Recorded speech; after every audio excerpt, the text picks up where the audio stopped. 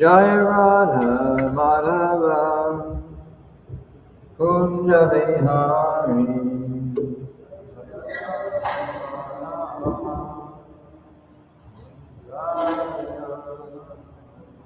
Jaya Radha Madhava Kunja Vihari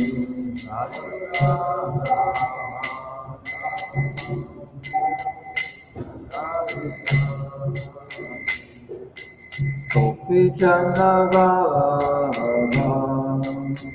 Hrivaradhari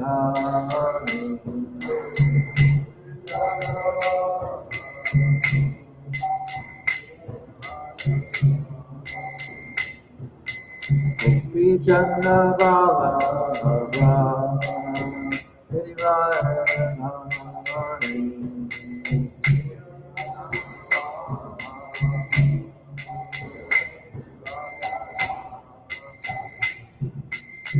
Yashoda Nandana Braja Jana Nandana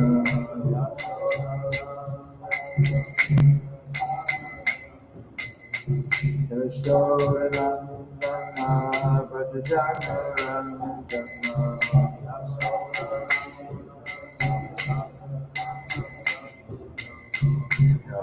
Natira Manachari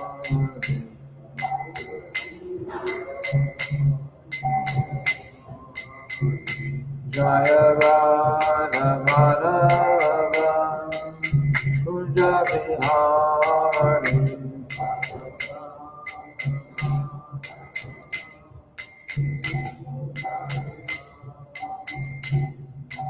Gopi Chandra Ballabha Hrivaradhari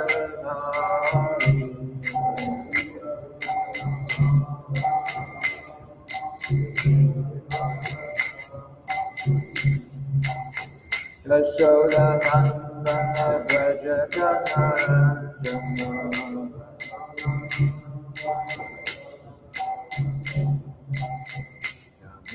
Tira Manachari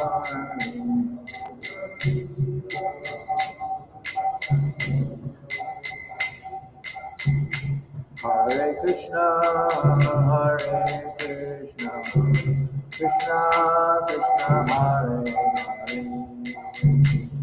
Hare Rama, Hare Rama, Rama Rama, Hare Hare.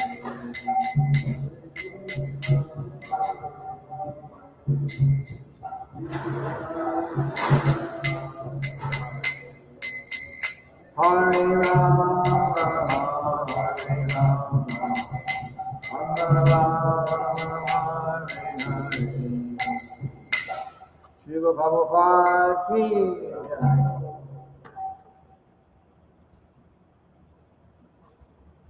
Om Namo Bhagavate Vasudevaya. Om Namo Bhagavate Vasudevaya. Om Namo Bhagavate Vasudevaya.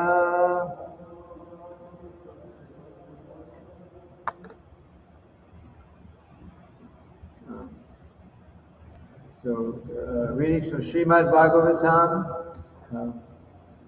10th Canto, Chapter 1, Text 16. Chapter is called The Advent of Lord Krishna. Vasudeva Kata Prashna Purusham Strin Punatihi Vaktaram Prachakam Shotram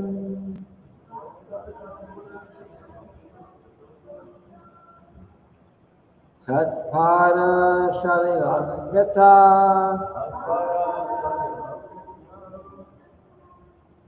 Vasudeva Kata Prashna Purusham Strin Punatihi Bhaktaram Prachakam Shotrin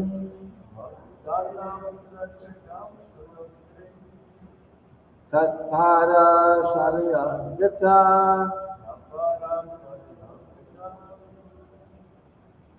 Vasudeva Gita Prashna Purushanshchan Punatihi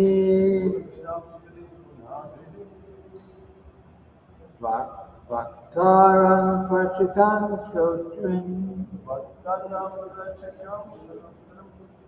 Tatpada Shalilam Yata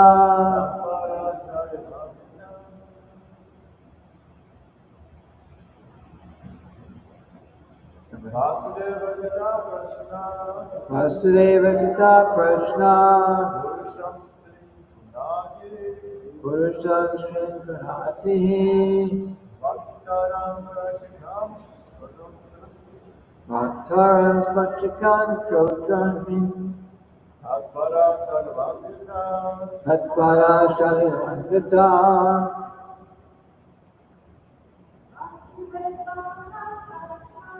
Vasudeva Gita Prashna Purushanshchan Punatihi Bhaktaram Prachakam Shotrin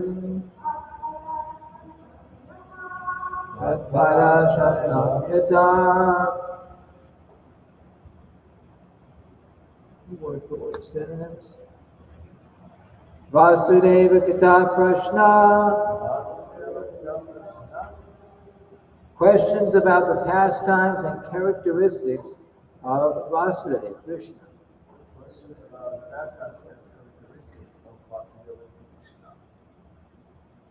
Purusham, persons. Trin, three. Punati, purified. He, indeed. Bhaktaram, the speaker, such as Shukadeva Goswami. Prachakam, and an inquisitive hearer like Maharaj Parikshit.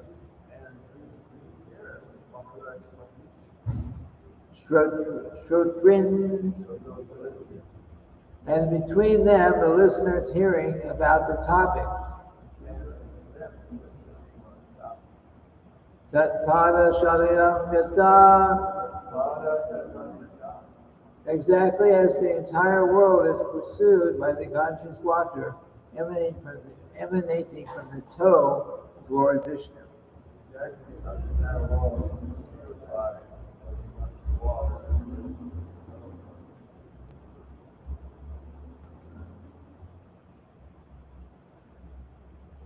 Translation.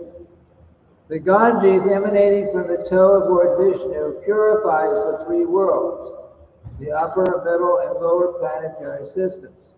Similarly, when one asks questions about the pastimes and characteristics of Lord Vasudeva, Krishna, three varieties of men are purified: the speaker or preacher, he who inquires, and the people in general who listen.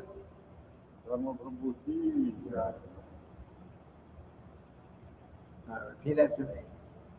The Ganges, emanating from the toe of Lord Vishnu, purifies the three worlds, the upper, middle, and lower planetary systems. Similarly, when one asks questions about the pastimes and characteristics of Lord Vasudeva,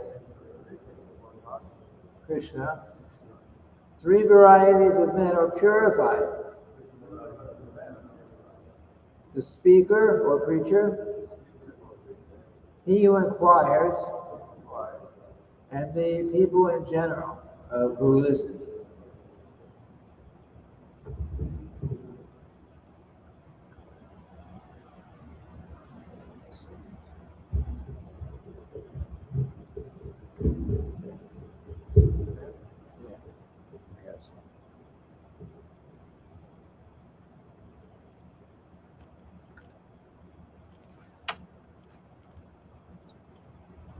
Okay. Srila Prabhupada's purport. It is said, Tasmad Gurun Prapajante Jigasha Shreya Uttamam. In the Srimad-bhagavatam 11th Canto, 3rd chapter, 21st verse. Those interested in understanding transcendental subject matters as the goal of life must approach the bona fide spiritual master. Tasmad Gurun Prapajata. One must surrender to such a guru who can give right information about Krishna. Herein, Maharaj Parikshit has surrendered to the right personality, Shukadeva Goswami, for enlightenment in Vasudeva Katha. Vasudeva is the original personality of Godhead who has unlimited spiritual activities. Srimad-bhagavatam is a record of such activities, and Bhagavad Gita is the record of Vasudeva speaking personally. Therefore, since the Krishna consciousness movement is full of Vasudeva Katha, anyone who hears, anyone who joins the movement, and anyone who preaches will be purified.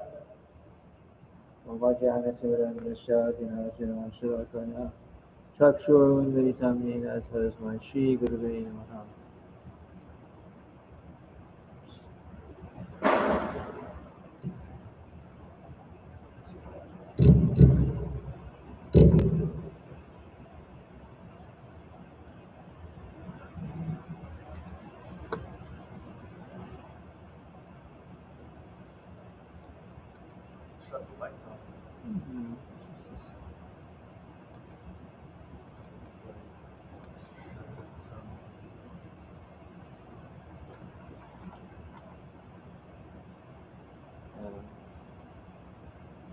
Yeah, maybe that's.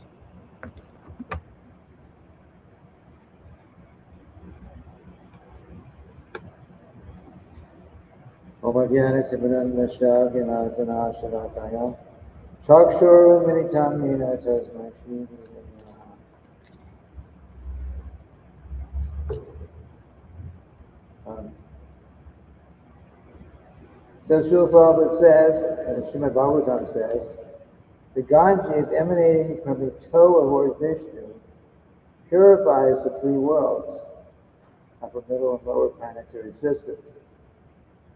Similarly, when one asks questions about the pastimes and characteristics of Lord Vasudeva, Krishna, three varieties of men are purified: the speaker or preacher, he who inquires, and the people in general who listen. So, it actually, this Krishna is so wonderful, so powerful that anyone has a chance. Everyone has a chance to become purified. It's just like in Naimisharanya, in the 5,000 years ago, there were probably thousands of sages there who all came together to hear this important spiritual topics, and and there was one inquirer who spoke on behalf of everyone else. That was Shronagarichi, I believe. Yes? And then they asked Srila Sutta Goswami to take the position of sit on the Vyasa and speak. And so of course Sutta Shronagarichi was asking questions, perfect questions, perfect answers. He was asking questions of Sutta Goswami, not just questions that were they wanted to have answers to. They were asking questions that were going to be beneficial for the people in general. You know, now in Kali Yuga. At that time, this was just the very, very beginning of Kali Yuga. So they had this.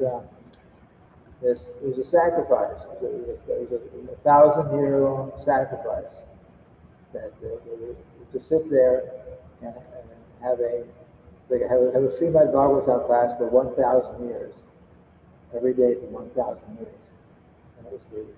That was the program. And they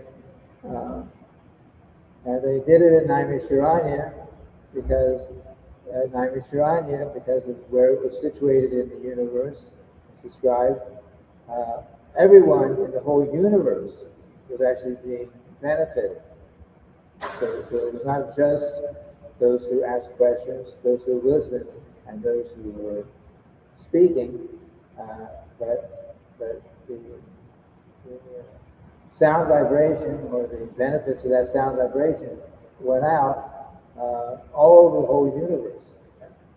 Everyone, even in the upper and lower planet, all the other planetary systems, they were getting spiritual benefit because of this discussion about Srimad-bhagavatam. Talks about Krishna. So of course, we also have the same. We're in the same line. We are only a few of us here, sitting down to try to hear Srimad-bhagavatam Class. So, but every day we are speaking. Someone is speaking. Every day, everyone's trying to listen, and a few others may come in on and off to hear the class. But indirectly, everyone around us, outside in the city, going outward, is actually getting spiritual benefit just because of the devotional service and the talk of the Krishna Katha that's going on right now.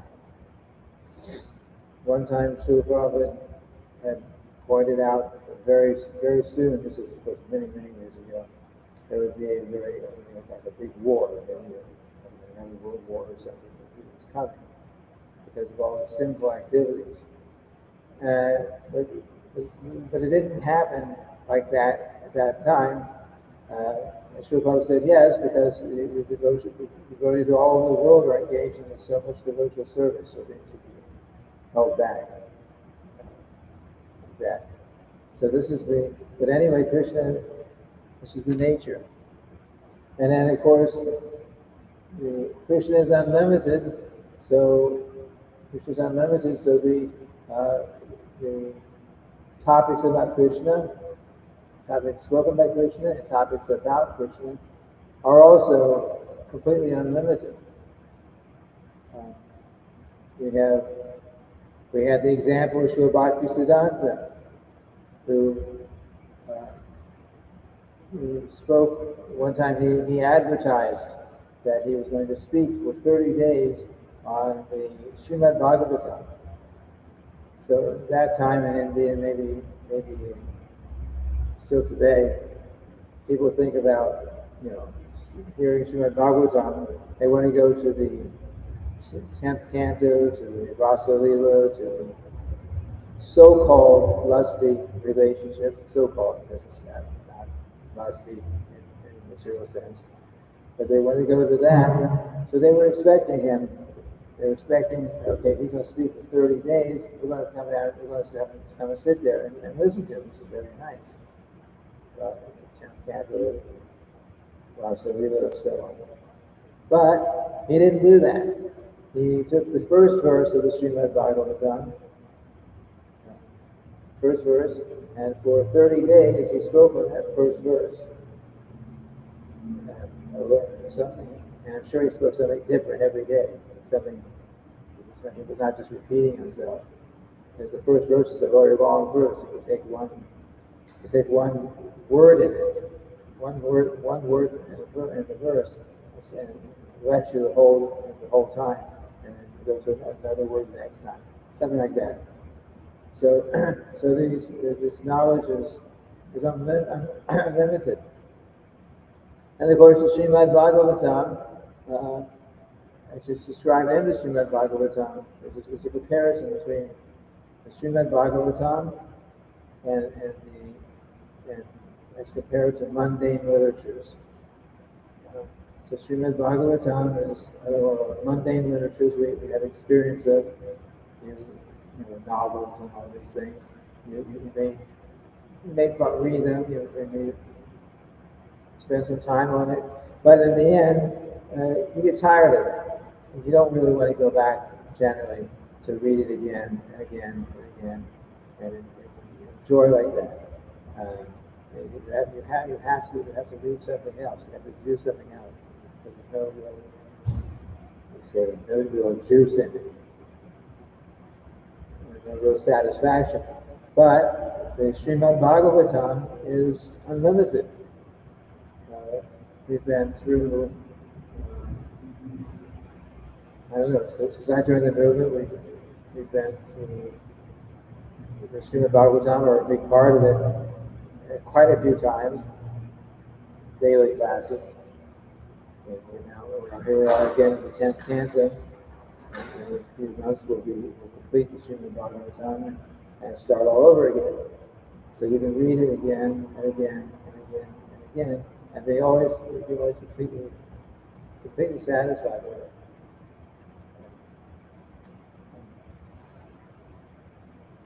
So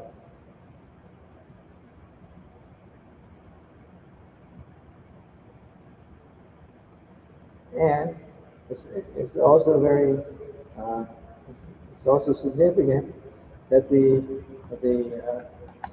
speaker, both the speaker and the hearer, or hearers, listeners, I just hear, this is more correct. Everyone has to be qualified for the exchange to be completely fruitful.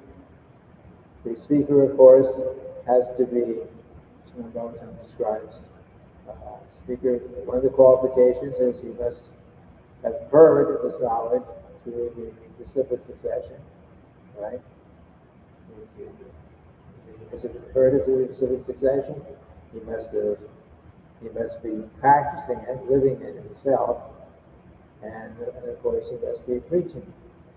He must, after living, practicing it himself, he must need to teach others. That's a qualification for the teacher.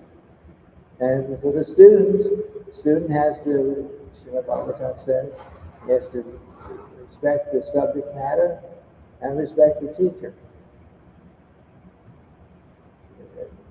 Respect the subject matter and respect the teacher.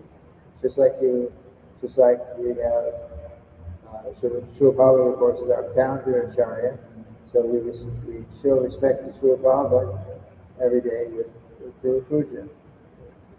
That's one thing. That's very, very important. So this one has to listen, has to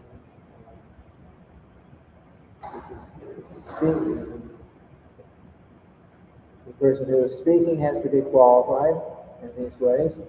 Know the subject matter, live the subject matter, and teach it purely. And those who are hearing have to have the right attitude. Just like if you go to school, you go to college, so any level of school actually, and you go into the classroom, and as soon as you sit down, you think, yes, that knows what you're talking about. I know more about this subject than this teacher. Who cares what they say? So if you have that mood, then of course you're not going to learn anything, right? Because you're already thinking that I know more, I'm better than the person speaking. So same principle here. If we want to get the great benefit out of class, then we have to be in the mood that we have to have, you have to have respect for the speaker, as a guru or as a representative of the guru, like that. And you have to, and the guru, and of course the guru, of course, has to have has to also have his own qualifications. And then if both are together, the speaker and the hearer are both qualified, then the message gets transmitted. The message is transmitted like that.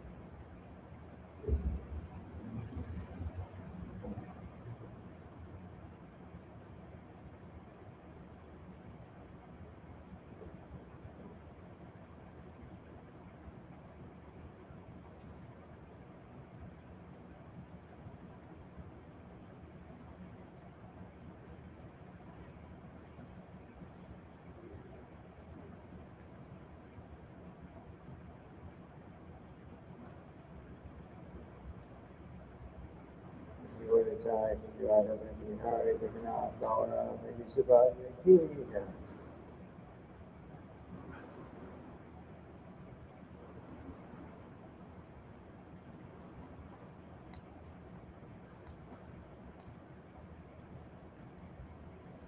And Srila Prabhupada also tells how in his own life,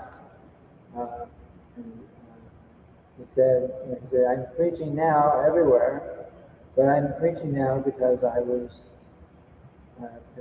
like to hear. I like to hear the subject of Srimad-bhagavatam, Bhagavad Gita. I like to hear what my spiritual master has spoken. So therefore, because I like to hear, I was eager to hear, now I am eager to speak.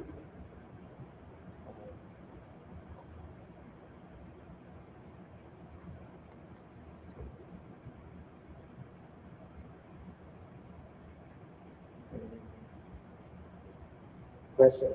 The qualifications of the teacher, speaker, so the speaker, he must have heard this knowledge from the disciplic succession.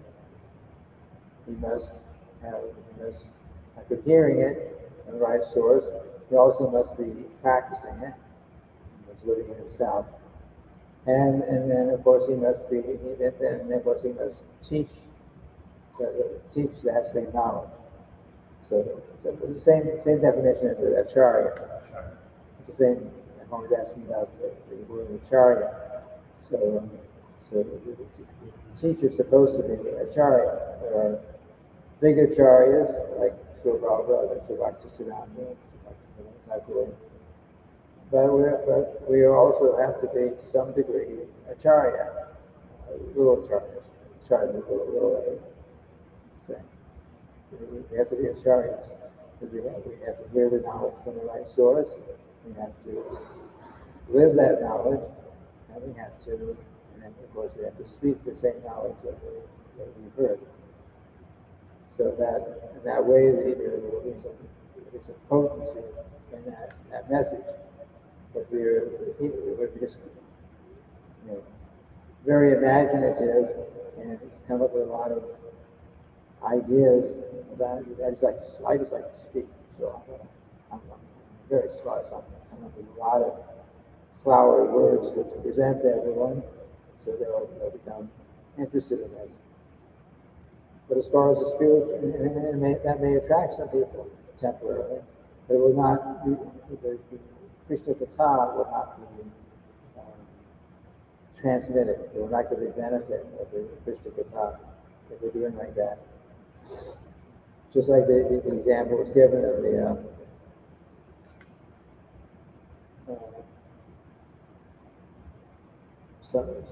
one mother asked her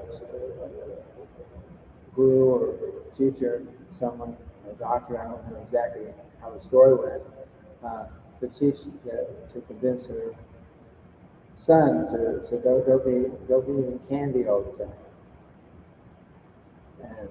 And so he said, yes, I will. I can convince him to please wait a week or two, and then bring him back. So when the child came, then the person said, yes, it was very, very bad. We were eating candy all the time, and it was growing up. Huh? I don't know. Was it? Okay, I didn't have the source, but the principle is the same. Yeah. So they said he tells the child that you should not be eating candy. That was the example. I don't know the history. You should not be. You should stop eating candy. Stop eating sweets all the time. It's not good for you. You achieve a lot away and so many things. But then he said, well, why did you wait? Why did we have to wait 1 week, 2 weeks for you to tell him this? You could have told him that the day I came with my child. I said, because I was also eating these things, and so I was not convinced myself. So I had to give him some instruction. I had to completely give up the habit myself. So the point is that if we want to, what related to what we're talking about here, is that if we want to teach Krishna consciousness, we have to be practicing the Krishna consciousness. We can't just be some scholar, mundane scholar, who can speak a few things, and speak some flowery words, and try to convince somebody of something that we don't actually practice ourselves. I know there was